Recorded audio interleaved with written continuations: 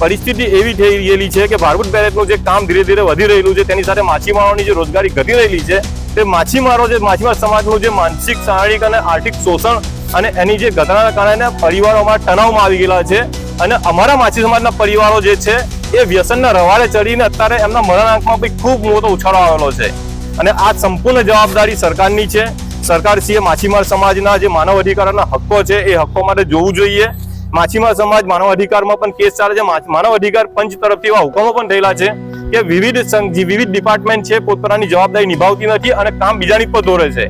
તો તેવા પોતાના હુકમો માનવ અધિકાર પંચે કરેલા છે અને એ આવેદન પત્ર સાથે સામેલ છે. અને અત્યાર સુધી સરકાર સાથે જે અમારા પત્ર વ્યવહાર થયેલા પત્ર વ્યવહારની આટલી જાડી આ ફાઇલ છે તે આજે કલેક્ટર સાહેબને અમે આપવા આવેલા છે આ આવેદન પત્ર સાથે કે અમારી જે આ વૈકલ્પિક રોજગારની માંગણી છે ભારભૂત ડેમના અસરગ્રસ્ત માછીમાર પરિવારોની તેને તાત્કાલિક ધોરણે જલ્દી પૂરી કરવામાં આવે.